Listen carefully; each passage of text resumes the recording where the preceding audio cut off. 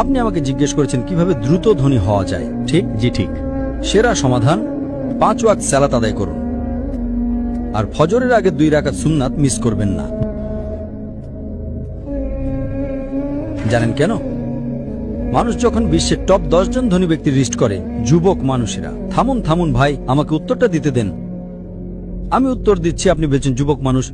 যুবক মানুষেরা, আমি উত্তর দিচ্ছি। আপনি কি জানেন শীর্ষ 10 জন ধনী ব্যক্তির তালিকায় 4 নম্বরে বিল গেটস, 2 নম্বরে জেফ বেজস, তো 3 নম্বরে জেফ বেজস, 2 নম্বরে এলন মাস্ক, 1 নম্বরে কে?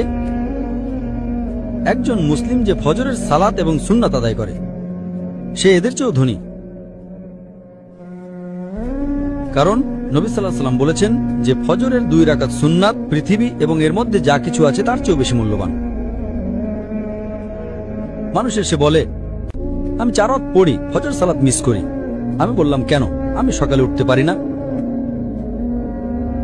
অন্য সব সালাত সময় মতো পড়ি, ফজর আমি উঠতে পারি না। তো আমি তাকে বললাম, আপনি তো একজন ব্যবসায়ী, ধরুন আমি আপনাকে বললাম কাল সকাল ভোরে 5টায় একটা ব্যবসার ডিল আছে যেখানে আপনি $1 মিলিয়ন পাবেন।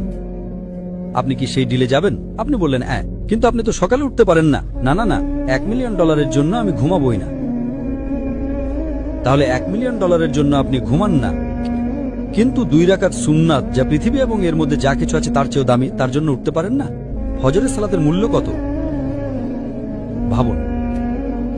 সমস্যা হলো আমরা হাদিস শুনি কিন্তু বিশ্বাস করি না, কোরআন পড়ি কিন্তু বিশ্বাস করি না। আল্লাহ বলেছেন,